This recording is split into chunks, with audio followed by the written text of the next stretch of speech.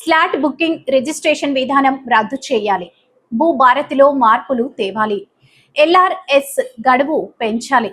హైడ్రాతో real estate రంగం కుదేలైంది.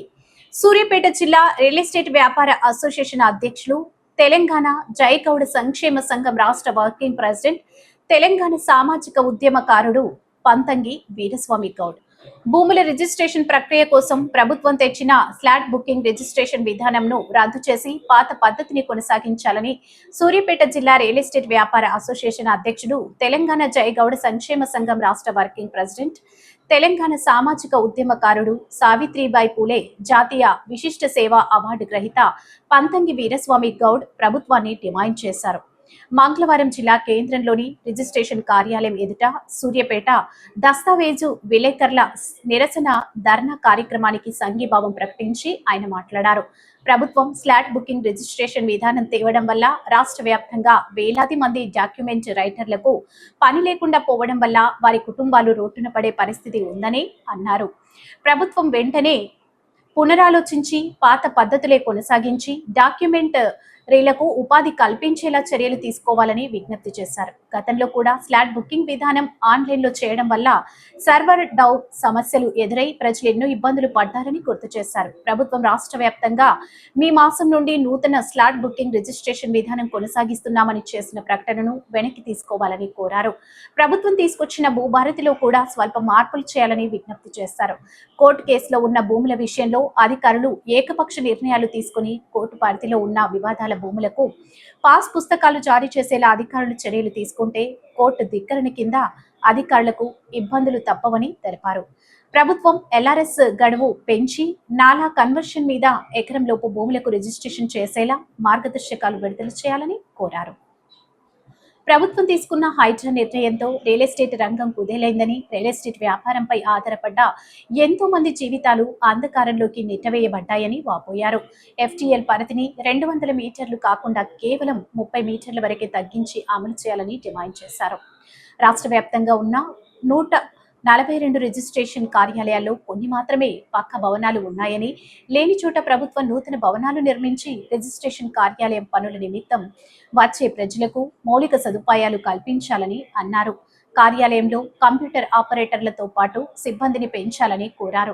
ఈ కార్యక్రమంలో రియల్ ఎస్టేట్ పట్టణ అధ్యక్షుడు జలగం సత్యంగౌడ్, జిల్లా గౌరవ సలహాదారుడు దేవత్ కిషన్ నాయక్, జిల్లా ప్రధాన కార్యదర్శి వెన్న శ్రీనివాసరెడ్డి, జిల్లా కోశాధికారి పాలసైదులు, జిల్లా కార్యదర్శి కంభంపాటి అంజయ్య గౌడ్, రియల్ ఎస్టేట్ జిల్లా ఉపాధ్యక్షుడు SK బాబా, జిల్లా ఉపాధ్యక్షుడు కోడి లింగయ్య, జిల్లా ఉపాధ్యక్షుడు మహంకాళి ప్రణీత్, జిల్లా document writer Kandimalla Madhu, Vemuganti Ravinder, Akunuri Murali, Manohar, SK Thanneeru, SK Nazeer, Somaiah, Eerlapati Venkanna, Anwar Pasha తదితరులు డాక్యుమెంట్ రైటర్లు పాల్గొన్నారు.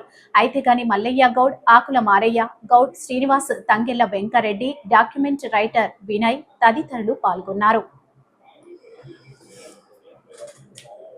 చెప్పండి, లేకపోతే మీరు ఏమైనా వారికి అవకాశాలు కల్పిస్తే చెప్పండి.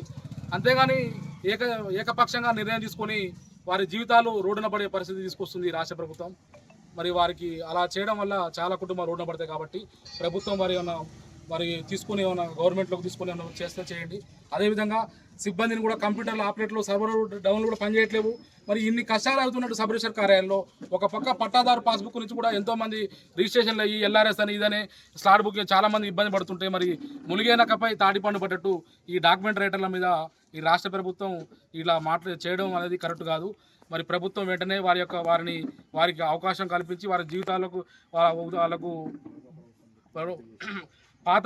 గతంలో కూడా పాతలో కూడా ఇట్లా స్లాట్ బుక్ పెడితే మరి డాక్యుమెంట్ రైటర్ రోడ్డున పడి ధర్నాలు రాస్తారోకలు చేశారు. మరి అప్పుడు కూడా దాన్ని తీసేసారు.